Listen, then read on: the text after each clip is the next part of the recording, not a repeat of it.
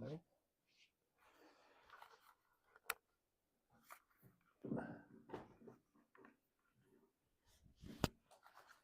Okay, I'll turn that down a tiny bit. All right, so welcome back. I think, we have 1 week after this? We have 2 weeks left? Is that? Yeah, 2. And then like 1 day, right? It's like that last week has like a Monday because the university hates us all, right? It's like, come back for a Monday, the best week of all. Okay, so we're down to 2 weeks. So we're down to brass tacks, and I cannot believe the semester has gone this quickly, but it has. All right, so exam. I'm half done. So I got half of it done this weekend. Tomorrow it is my only task other than driving my children to school that I have scheduled for myself. So I will have it done tomorrow unless catastrophe strikes, but everything's going to be fine. I will be fine. I will get it done tomorrow and you'll have it back, and then we can look it over and you can do reviews and all of that. So I made good progress on the weekend, but I was also forced to, shovel snow every 14 seconds. So that's somewhat, I didn't come into the campus because I didn't want to come to campus on Saturday because it was so snowy. Okay, so we were talking religious landscape on Friday, and I got not a flurry, but probably a half dozen emails from people who watch online who are like, I have theories about why men are becoming more religious. And I'm like, oh, cool. It's good to know that people actually are paying attention. And based on the exam results, actually, you can see that people are paying attention to the content, which is good, even though, not everybody shows up to class. But of course, when you live stream, you're going to get that, especially when the snow falls. So no worries. We're talking about the religious landscape, right? And we've been kind of focusing on this little weird, quirk of, we have this sort of inversion that's happened, where previously, we've always been able to sort of go with the basic insight about religion that women are more religious than men. And so I think last time I focused, I did focus a little bit on the story of men becoming more religious, but I think it's also worth noting that along with that story, we also have, the opposite story, that women are clearly becoming less religious at the same time. And so men and women are somewhat going in opposite directions, which is interesting as well. And we ended off on this slide, right? Just noting, our kind of religious composition of 18 to 40-year-old college graduates, and between men and women, and noting, right, that they look very similar. There's not a ton of kind of change or a ton of difference, except that in men, right, our nothing in particulars have not changed a whole lot. They've been pretty steady, as has our atheist and agnostic, right? It seems like it really bubbled up around here, but then it basically ends up in the 2023 wave where it was, whereas women looks like have been consistently getting less religious, right? Again, 16 is down a little bit from the 2022 wave for atheist agnostic, but that nothing in particular number is up a solid 7% from 2008. So women appear to be getting less religious, right? Protestantism is not doing great. It's collapsing on both ends. Catholicism, roughly steady, right? It starts and ends in the same place. Men apparently got a lot more Catholic. That's probably just an aberration. But, we definitely see, men and women going in different directions in terms of their religious identities, which is interesting, right? It's very much against historical trends, but, it is very interesting. Okay, now, this again from Ryan Burge, and this is from the National Religion and Spirituality Survey. I love America, and I love American social science data, because the fact that there is a National Religion and Spirituality Survey in America that has been running, for some time, it's just cool. I wish Canada had more of this stuff. Okay, so just kind of basics of this. And again, we got our men in blue, dark blue, and our women in, our women in green. Again, this is whole population. This isn't just Gen Z or anything. But what we see is, with the exception of acts of protest, which men are slightly more likely to do. It looks like essentially all behaviors that we would call spiritual, right? Acts of service, art, attending other religious gatherings or groups, attending religious services, being in nature, communicating with ancestors. Oh, yeah, fasting. I mean, both groups are about even there. As is offering donations, even there. But everything else, pretty much, we see that women. Oh yeah, I guess tarot and fortune telling. Actually, surprised that 5% of men say they do tarot or fortune telling. That number is higher than I suspected. I don't know why I think that. But everything else, right? Prayer, reading, studying religious texts. I scribbled on that, but something religious setting, everything, writing, yoga, martial arts. Women are more likely to do essentially almost every kind of religious and spiritual behavior in our catalog. So, women are getting less religious, right? There's a lot of spiritual activity still going on, and they're still more likely to partake in those things than men are. And I mean, you'll notice that those categories where men and women are pretty low intensity categories, right? These are not big majorities of the population surveyed doing either. So, okay, now this one. This is sorry, we're shifting off. That's my last thing on men and women, and just interesting to say, right? There's some contradictory data. Men seem to be getting more religious in some cases, but we still see, a lot of that spiritual and religious activity women are more likely to do. So, maybe all of that is to say Rodney Stark was right, because we might say women are getting less religious, but is this secularization?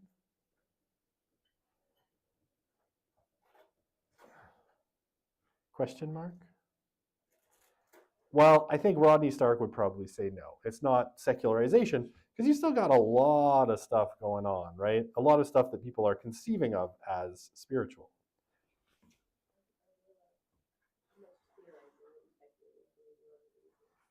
As much as you like. Keeping in mind that we're way behind schedule, but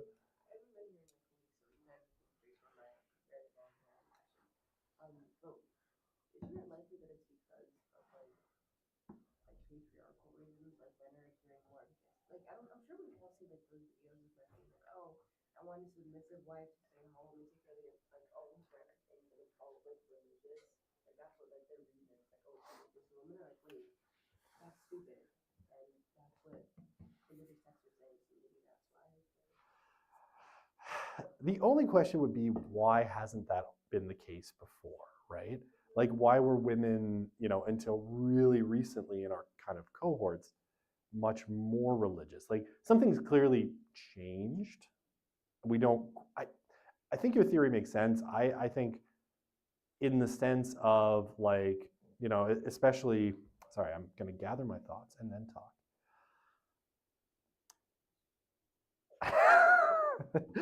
I think it has probably a lot to do with some really complex socioeconomic factors. I think women becoming more economically successful than men in a lot of cases, right? Women are outperforming men, especially those women who are college graduates, right? They're doing much better than men. If you take out the top 8% of men, women are tending now to outperform men economically. And that, I think, maybe that economic outperformance, and they're linking of that to things like feminism, abortion rights, and all the stuff that kind of go, birth control and all the things that go with that. All things which at times or often, shall we say, maybe religious groups kind of come out against, is probably pushing women out of religion, right? I don't want to say there's a Trump effect, because I don't know, and I don't want to attribute everything to, what does my daughter call him, Mango Hitler?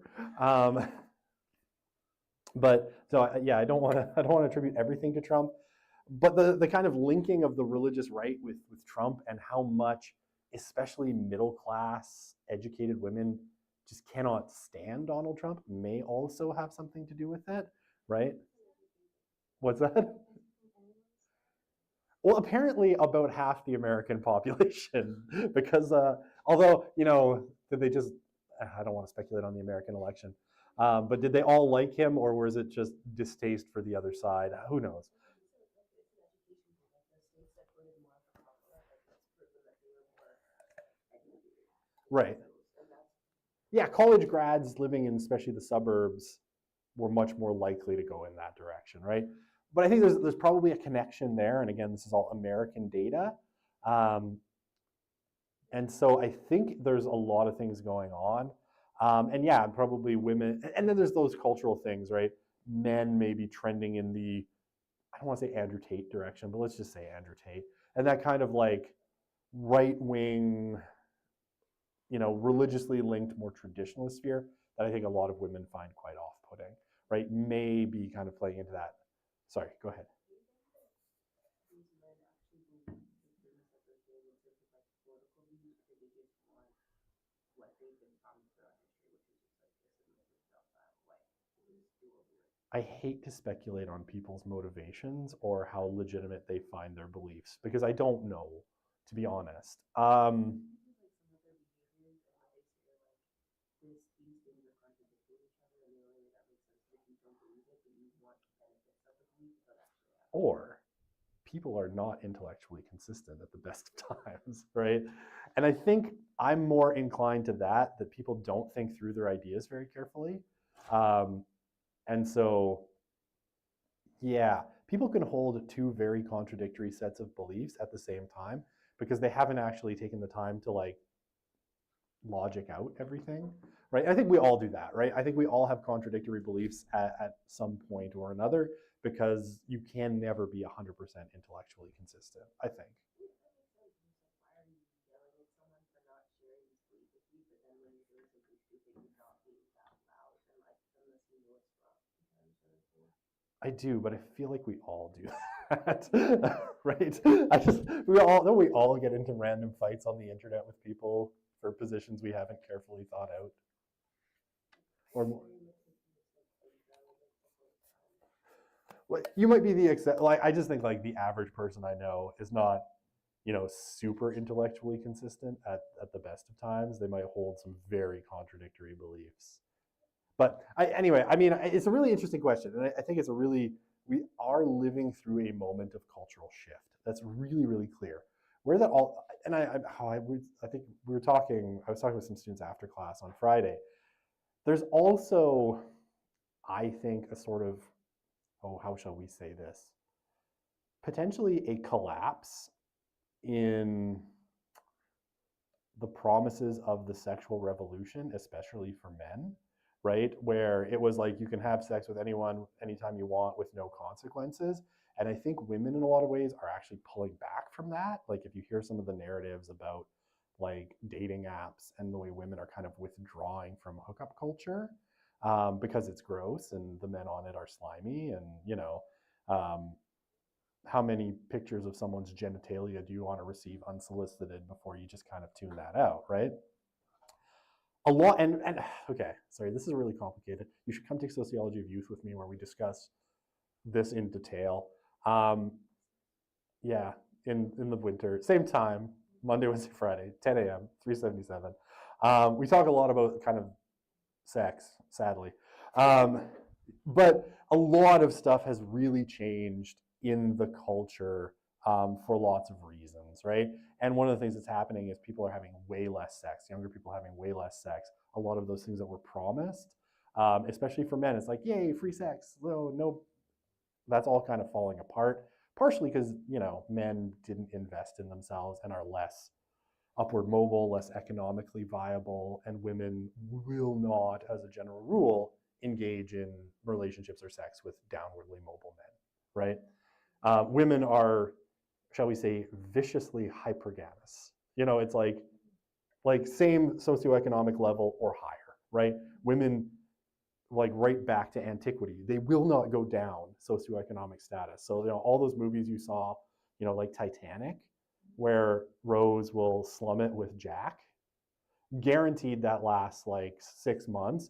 And then Rose is like, you're kind of a loser. stop drawing your stupid girls and get a job or I'm out of here. And she goes back to her millionaire fiance, right? This is how Titanic would have ended in, if the boat didn't sink. And and her image of Jack doesn't get stuck as like that hot dude I banged on the boat. If she had to live with him, almost guaranteed that is a short-lived fling, because women, it's like, as hard a rule sociologically as I can find is women almost never marry down in terms of socioeconomic class. It's up or even, pretty much. What's that? Right. Yeah. So outside of arranged marriages, right, which arranged marriages are also typically hypergamous or at least hypogamous. Anyway, so that's, I'm sorry, I've like burned up like 17 minutes. I have to move on, but it's such an interesting question. No, it's fine. I am like struggling with this so much because I don't know. I don't understand what I'm seeing. And I'm trying to make sense of it. And I'm presenting you with a bunch of stuff I just don't understand, right? Because it's so new. Like, honestly, like this stuff is really, really new. Like 2023, from comparative election survey data. So it's really, really new. And it's an ongoing phenomenon. And something is happening. And people are noticing, because the New York Times wrote these articles during the election about how weirdly we're suddenly finding a whole bunch of men back in church, and they're putting on a tie and a nice shirt and going to church. And it's weird because those people were not there before. Anyway, all right, let's go on. I have like, how many more slides do I have in this section? Oops, I subtitled myself, which is a cool feature, but I want to stop it now. Okay, that's the one. Yes, I'm almost done. Okay, let's do this quickly. We see if we can talk about the nuns and tell us a little bit about it. Okay, something I do want to kind of raise, because this is always something that kind of bugs me. Because inevitably, I've taught enough classes on religion where I get these answers that are like, religion has to get with the times, religion has to, adopt, accept whatever the issue of the day, right? Female clergy, LGBTQ marriage, whatever it happens to be, like the pressing social issue of the day or kind of progressive beliefs, and that is going to save religion. Right, so progressive, the reason people are leaving religion is because religion's not progressive enough. Now, the only problem is all of the data essentially goes in the other direction, right? And if you remember my scary chart where everything sort of is flipped, and right here, that is sort of precisely what the mainline churches did. A lot of them adopted sort of progressive beliefs, and it's been a sort of disaster for them. And this is sort of what Stark suggests, right, when he says that as religious groups get more worldly, they kind of lose adherence first in the working class and then in the kind of middle class. Okay, so this is a kind of a fun study. It was published. It's a journal article, but you can find a friendlier version of it in Maclean's by following that link. And it looked at Canadian, like essentially mainline churches, right? Anglican United, Presbyterian, and Lutheran churches to see, which churches are growing and what the beliefs and behaviors in those churches is. Okay, so, and it split it between congregation and clergy. And you can see for these kind of 4 beliefs, and I'll read them off and I'll just kind of go through it really quickly. But what all of this suggests is that religions that overly liberalize and abandon, the weird parts of religion, and I think this is for any religious group, it's not just Christianity, but abandon the supernatural and weird parts of religion, and what you're going to see is a decline, right? Okay, so what do we have? What's my chart look like? So we've got our growing churches here on this side, and our, oh, sorry, I'm trying to read this, and where is my growing churches and declining? Okay, sorry, the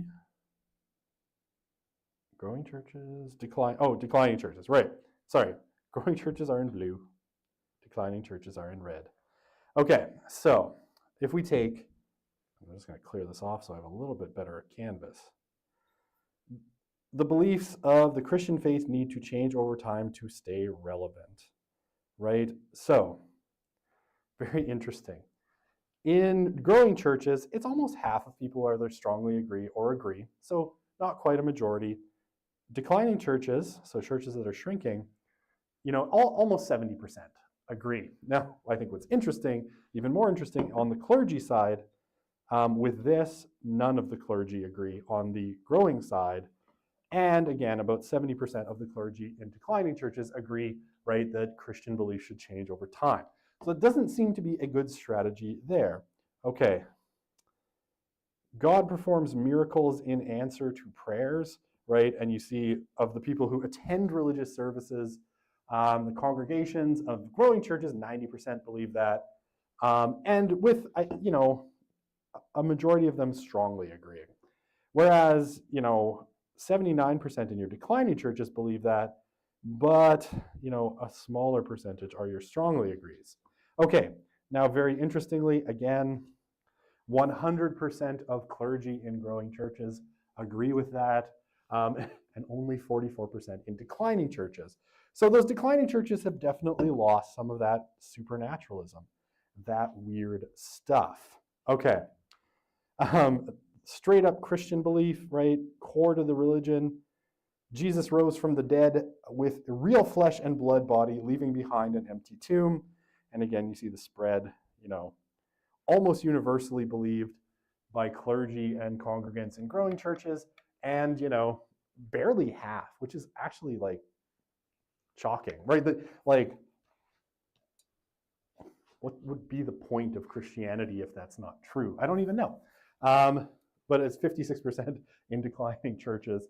And, about 2/3 in declining churches. Yeah, please.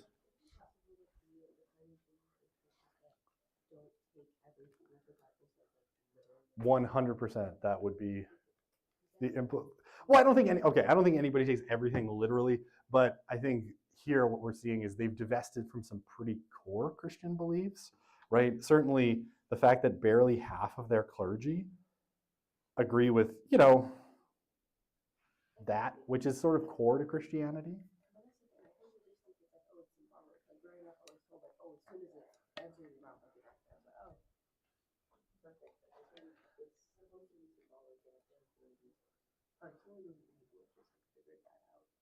That would be really interesting as to why it's declining and not increasing, because it's symbolic and not everything needs to be taken seriously. It should appeal more to the masses because okay, you can throw this conversation and Yeah, except why do people turn to religion, right? Do they turn to it for really interesting, inspiring stories? Or what would Smith say? Like, what's our definition from the beginning of the course? Why do people turn to religion? No, it's not because they're looking for meaning. It's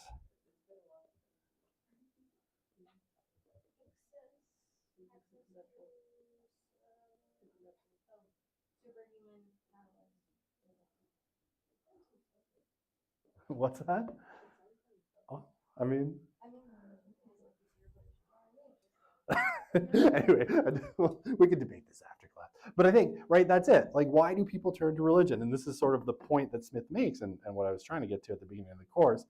The weird stuff is the point, right? And Stark will say this, looking at kind of Latin American Christianity, and especially the way the Catholic Church responded to the ingress of Protestant churches like Pentecostalism, who were bringing, like the Pentecostals were bringing like this, I don't want to say weird and wacky, but kind of, right, like very highly supernaturalist kind of belief systems, right?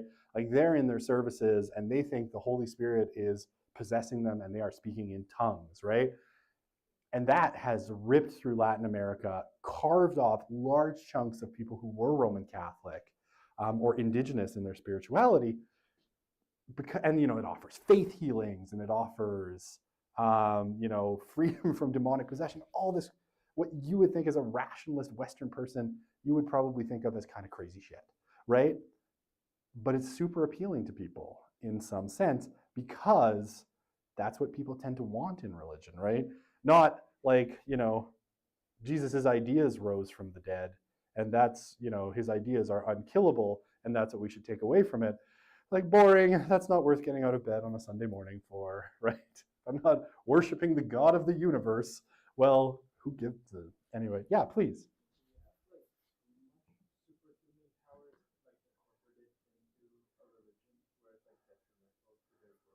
Oh, that's a really interesting question. I mean, so it still has to fit within some kind of plausibility structure, right? But you can have a ton of superhuman powers in religions. And I think, especially, here, if we think of like England, right? Let's think of England. Don't close your eyes, just think of England.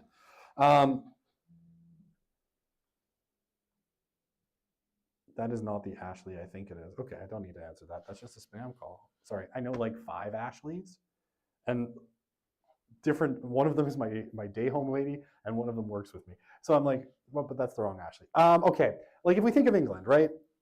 One of the things that's happening in England is that it is the most supernaturalist kinds of Christianity that are growing really quickly. And Pentecostalism, again, growing pretty fast in immigrant communities principally, but it's starting to spill into kind of your white British population as well. And they're very supernaturalist, and those that are less so, right, especially the more accommodated,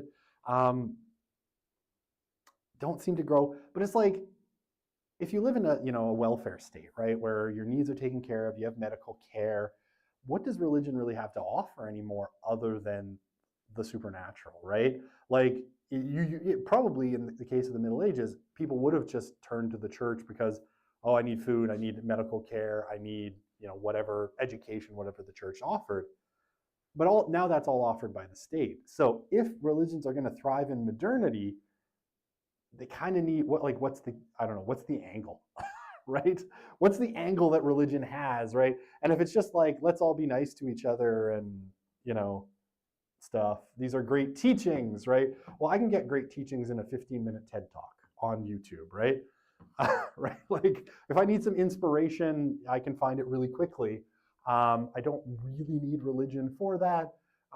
There'd have to be something else. Anyway, sorry, I'd love to talk to you more about this, but I'm trying to finish this unit. You're derailing me at every turn. It's okay. I love it. But I could talk about this all day, as you can tell. I spend way too much time thinking about this stuff. Okay, let's go to the last one. It's very important to encourage non-Christians to become Christian. Again, 100% of our clergy in growing churches think that. And now here I want to stress one really fun thing. Half of the clergy in declining churches think that.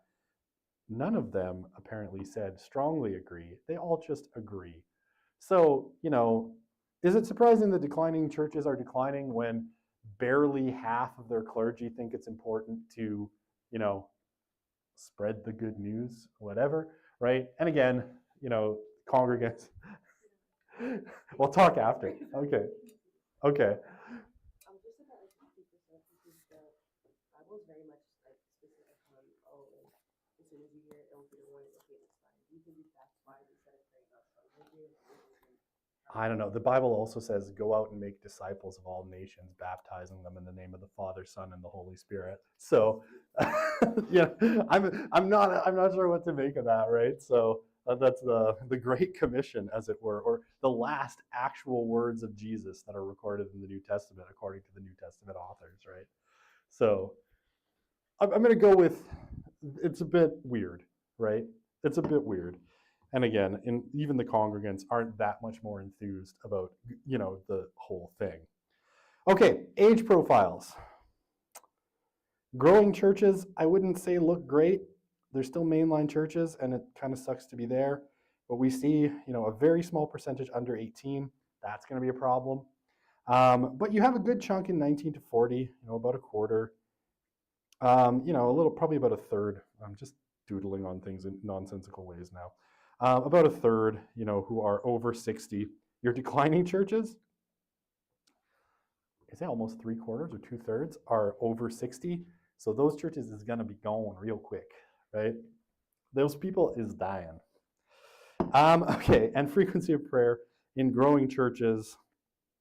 right, daily or several times a day, are dominant, and still the majority in declining churches, but a lot more mixed, right? Way less frequent. Okay, so this is typically the thing. Heterodox churches are growing older, right? So heterodox meaning non-traditional. Theologically orthodox, right? Traditionally, people who follow traditional religious norms are gaining followers. It's slower than the decline of faith as a whole, but where we see growth is in much more conservative congregations. They tend to hold on to people. Now, this may also be refugees, right? And I mean that religiously, not politically. It could be that the people in our declining churches, as they decline, they're moving over to the ones that are thriving. There's a good sense of that. And I know Joel Thiessen, who's at Ambrose University in Calgary, did a whole project called the Thriving Congregations Project. And that was sort of his conclusion, is where you see, more Orthodox churches or mega churches kind of gaining supporters. A lot of them are from these dying churches. As they kind of die out, you see a lot of people shifting over to these more, I guess, healthy church bodies. So there is a lot of that as well. But modernization of belief doesn't really seem to help, right? It doesn't seem like, if you're the United Church and you adopt essentially every kind of worldly or accommodated position you can, that still doesn't seem to save you. You go from, almost a fifth of the population to 3%. Okay, a couple other things. I just want to talk a little bit about the Pew data, because I cited it a few times. And this is, just some kind of contextualization from Phil Jenkins at Baylor. And Jenkins was a friend of Rodney Stark's, and so forever he shall be in my heart as second best. For I love the Stark, and I worship the ground that he walked on. One of the things with the growth of the nuns, and we'll talk about the nuns left if we have time today, and this growth, again, he says it's very mixed, and we'll look into what that actually looks like. But when we get to the nuns, right, it's a very confusing group. 2/3 of them, right, in America say they believe in God. Half say they feel deeply connected with nature, and more than a third say they're spiritual but not religious. And 1 in 5 say they pray every day. So again, if you think back to Rodney Stark, and they were friends and mostly agreed, I think, that's really weird if you're talking about people being secular, right? Or if you're talking about the decline of religion, to say that over half of the people that you define as non-religious believe in God. What we do with that, depends on our ideological positions in large part. But it's a weird thing to say, right? Or that, a fifth of them say they pray every day, not like occasionally, every day. So the nuns are a very confusing group, right? And we'll dig into that. We'll dig into that in interesting ways. All right. Now, Jenkins also says that much of this nun phenomenon probably actually involves a changing approach to self-identification. And what do you mean, rather than outright desertion of religion? And what he means by this is that, if you went back, not even that far in the past, right, to let's say the 1980s, and you had asked a marginally religious person, right, someone who maybe, derisively in Christian circles referred to as, CNEs, or people who attend just at Christmas and Easter, or maybe not even then.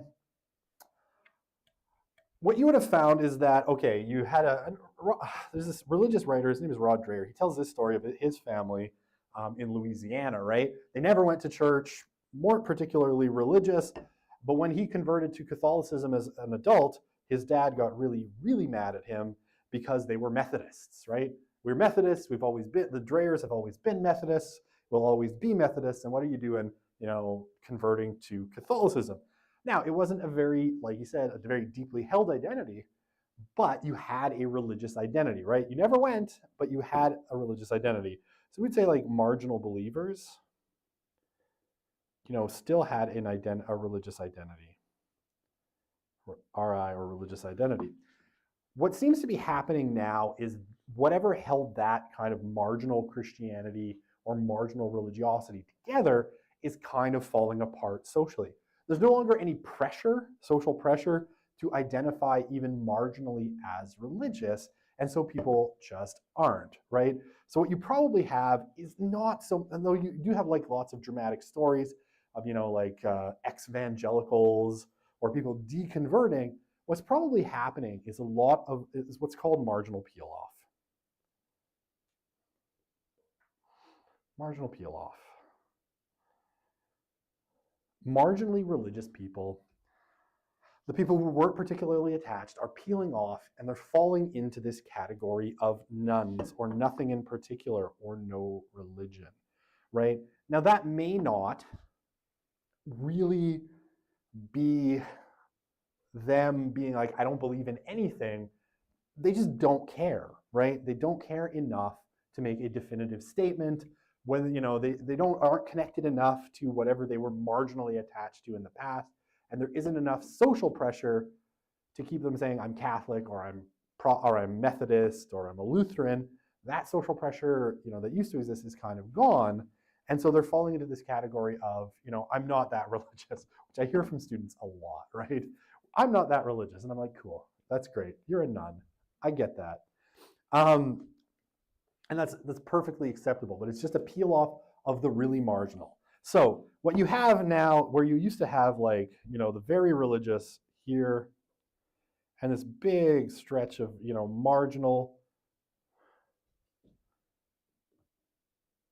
marginal people, and then the irreligious here. Irreligious is IRR for some reason. This category of like marginally religious people has gotten smaller, and in its place you've gotten the nuns, right? Or nothing in particular, no religion. I'm not really religious, but they might still have weird connections to religious beliefs that are maybe sort of cultural lingering or cultural hangovers, but are still kind of there. Okay. All right, so I'm going to give you 2 slides on contrary opinions, and we'll see if we can start on the nuns very quickly today. Okay, so this book, kind of an interesting one. Glenn Stanton, Myth of the Dying Church. Stanton's an interesting figure because he's a sociologist, pretty good one. When I've heard him speak, he makes sense, and he's got his statistics together and all of that stuff. He's also director of family formation studies at Focus on the Family. Is a very big, very famous, very wealthy and powerful evangelical organization in the U.S., based in Colorado Springs, I think. Yes. Okay. Now Stanton, like a lot of others, but he's been particularly vocal in this, suggests that a lot of the discourse about the nuns, the growth of the nuns, the end of religion, and especially the stuff from Pew Research, right, which had its very famous 2019 headline, "The Collapse of Christianity in America Continues at a Rapid Pace," because you need your headlines that pay the bills and get people to click on it and get your advertising dollars. So you got to have the really spectacular headlines. But he thinks that a lot of this discourse about the nuns is exaggerated, and kind of like I was saying on the last slide, he doesn't think the nuns are a new category or even one that's grown all that much. So he thinks, Christianity, he says, is going through a period of what he calls clarification.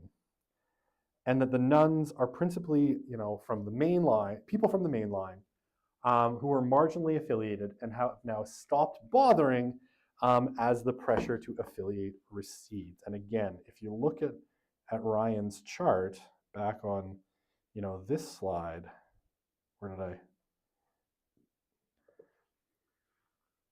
That, what Stanton is saying seems to have considerable virtue, right? That a lot of people in 1980 were identifying as mainline Protestants, but that by 2020, right, this number had dramatically declined, halved. So we see a lot of that. Now I have to go back. Curse me for remembering that this feature exists, so I can go back and forth more easily. But I could do it without giving you all epileptic seizures, so that's a good thing. Okay, so Now, what he'll say is non-denominational evangelical Christianity is still experiencing strong growth, and new churches are sort of popping up all over the place. It's just that a large block of mainline Protestantism is collapsing. And we kind of saw that with a little bit with the springtide numbers that I showed you, those 3 pie charts, right? There's a lot of people going into this category of, just Christian, just Christian. That is growing really robustly, but mainline Protestant is collapsing in major ways. Okay, so what does that look like? Okay, we call this the growth of the nons. And once again, don't get those 2 terms confused. The nons is not equal to the nuns. This is a different thing. These are non-denominational Christians. Okay, so I'll show you this chart. Again, these are both from Ryan Burge, and this is GSS data going up to 2018 and then 2021. What we see, right, the non-denominational, so people who were just Christian, really small, single-digity, low single digits back in the 1970s. By the time we hit, 2020, they've now surpassed mainline Protestantism, right? And they're headed towards 15% of the population. So really, really robust growth. And where did they, they seem to have pretty good retention numbers too, right? Because this number is not changing that fundamentally. They were peeling off in the past, lots of mainline Protestants, but as there are less and less mainline Protestants, right, you can't peel off as many of them, but they still seem to be doing a healthy job of peeling off Roman Catholics. So the non-denominationals are attracting religious people from all over the place.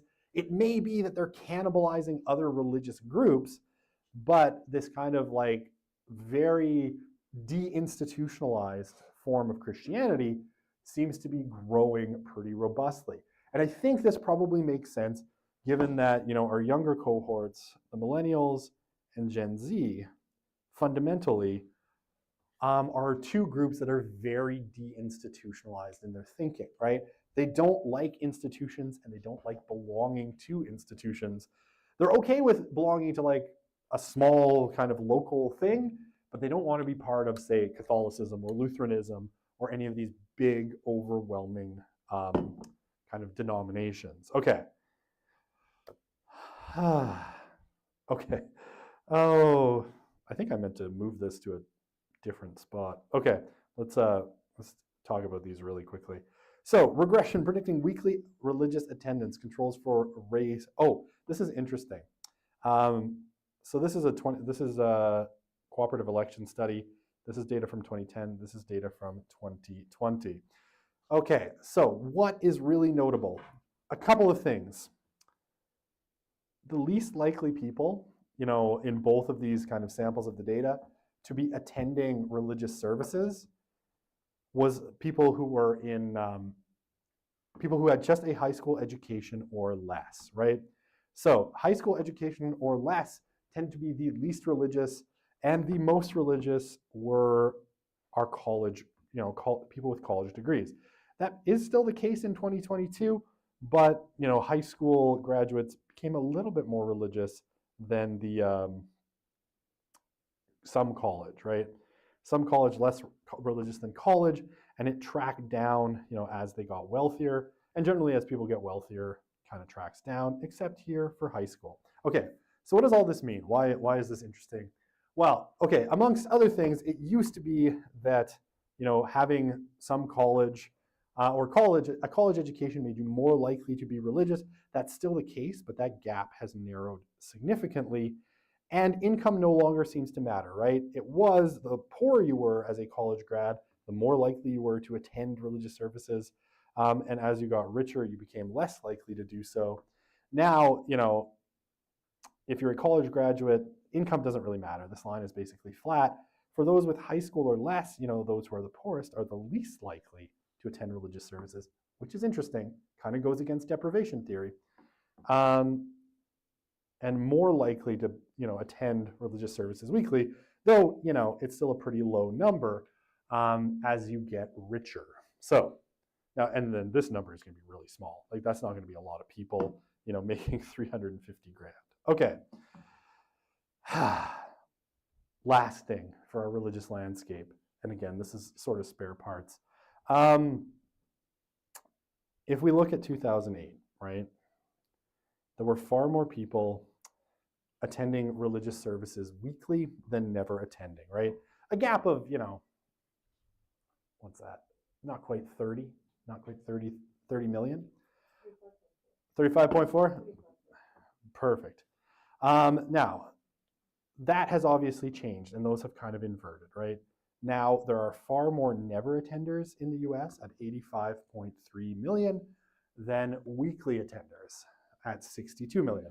Now, this is still, I think a pretty robust number, and it hasn't gone down that much, right? It's gone down by a little over 8 million, which is a lot, but not the end of the world. What's really notable is our never attenders virtually doubled, right? Not quite, but virtually doubled between 2008 and 2022. So again, things have definitely shifted around.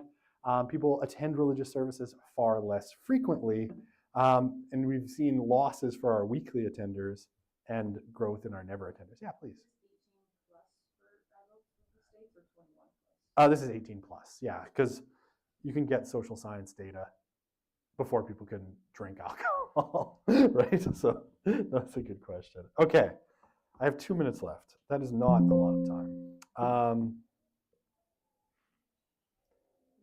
The room is making noise.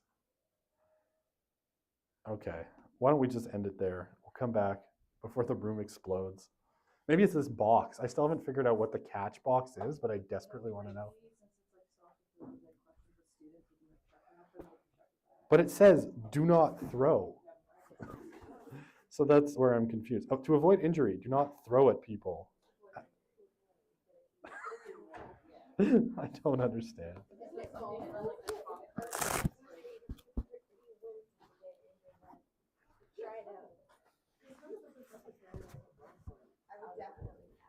Yeah, it doesn't seem like it'd be that hard. I don't know. I'm going to leave it here. I don't want to throw things at my students. I'm not that secure in my job. Like, why did you injure a student? Well,